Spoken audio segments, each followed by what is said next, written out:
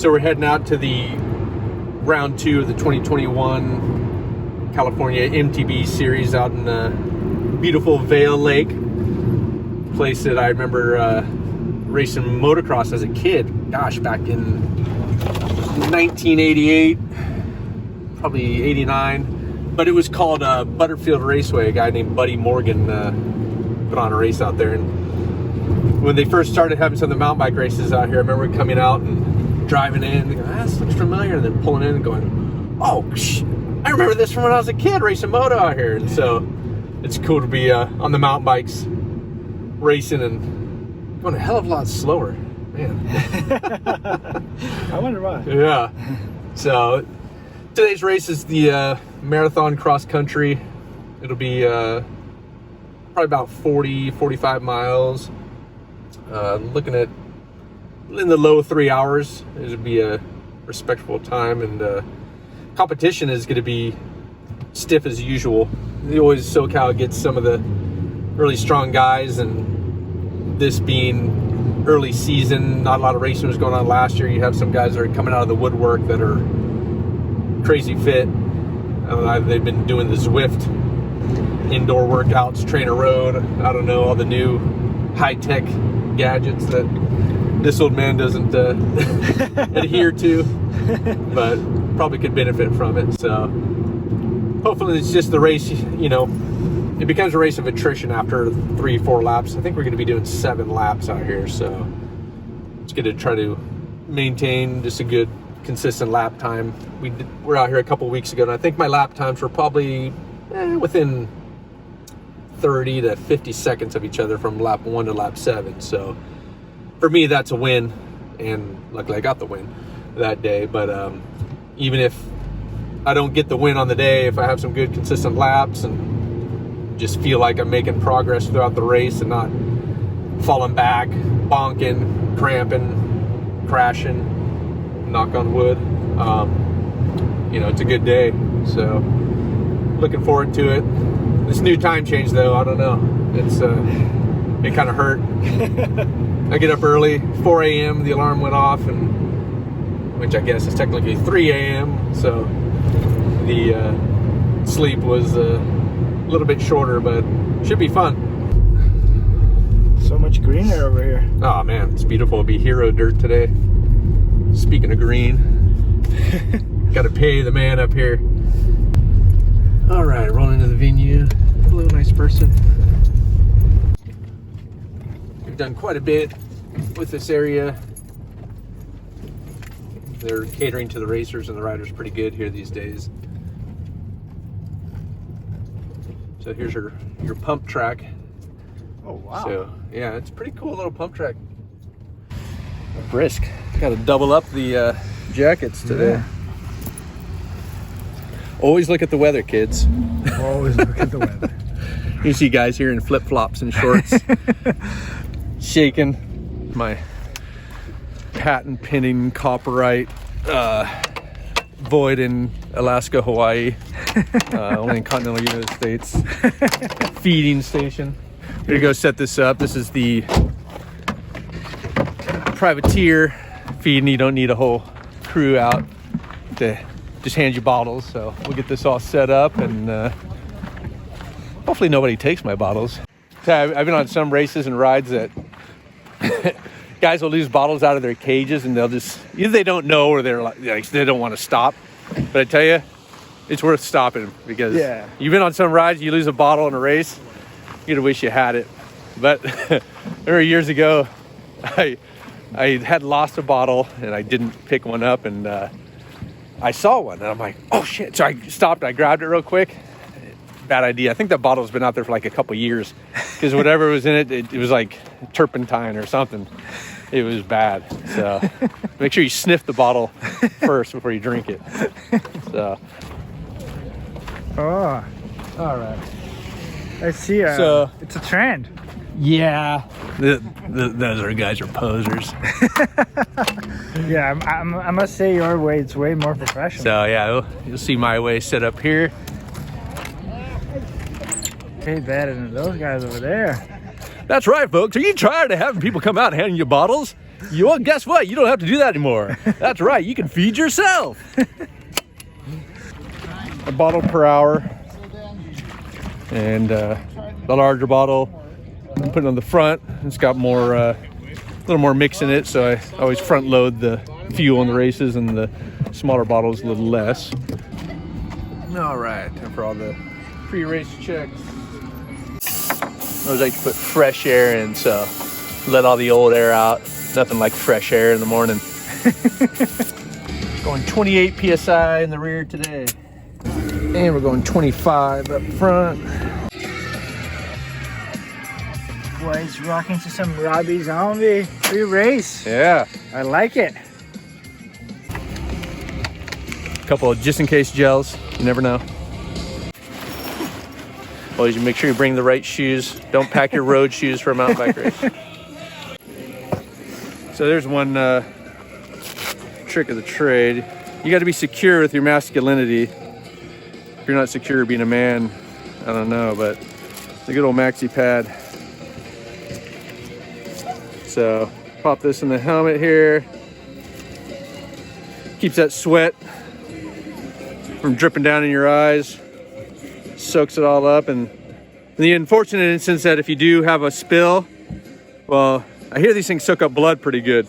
So you can slap it on your arm, soak up all the blood, and it works. Inside the toolbox, you know, I got the reminder of why you got to be safe out there. Don't do anything stupid. No, these people want you to come home safe, so we'll do that. So, you know, I'm racing, you know, in the 40 plus, you know, masters, you know, category. But with the open riders and some of the old pros, you know, Tinker Juarez, who's like, you know, the Evander Holyfield of mountain biking. Yeah. You know, just an amazing athlete. I try to run with him as much as I can. I got another. Oh, so he starts together. Yeah, we all start together. And then you get, last time we had also Brian McCullough here, who's, you know, an awesome road racer, mountain biker, all around good guy, cycling coach, you know, was an Intercontinental Pro Team, super domestique, just workhorse. So he's also like in the open category as well. So I'll try to, you know, if he's here, run with him for, you know, as much as I can. All right. Damn. Always got to send the text to the loves. Nice. Let them know that I'm about to go to battle. That's sick. Damn, you go totally old school. You don't even take a heart rate monitor? No, the old whoop strap. It'll get my heart rate monitor, but I don't want to know what it is while I'm out there. I like it. Totally on fuel. I'm a hummingbird, so I know it'll probably average for 3 hours close to 170, high 160s for 3 hours. So it's a little 125 cc 2-stroke in here. It's got to fan the clutch here and there. All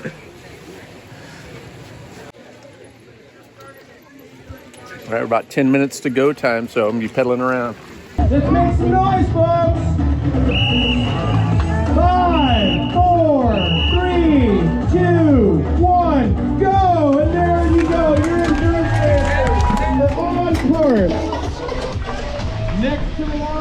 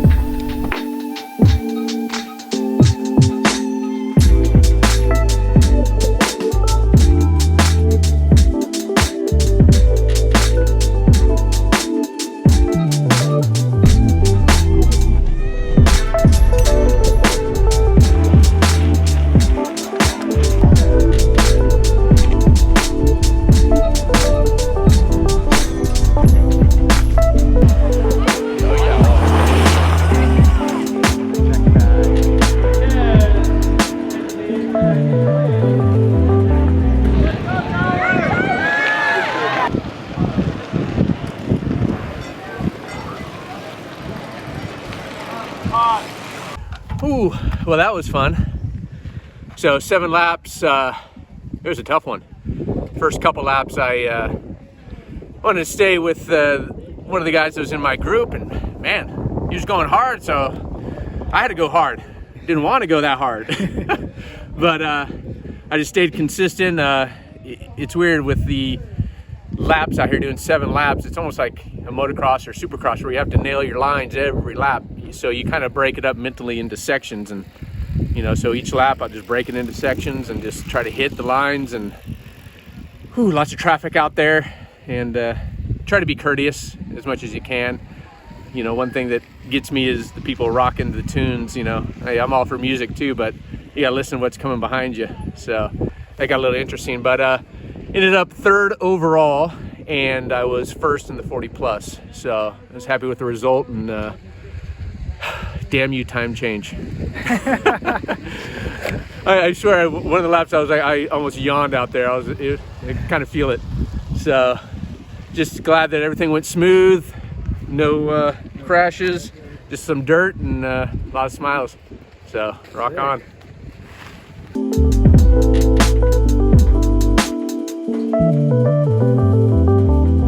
I said, all those kids, they don't have to work tomorrow.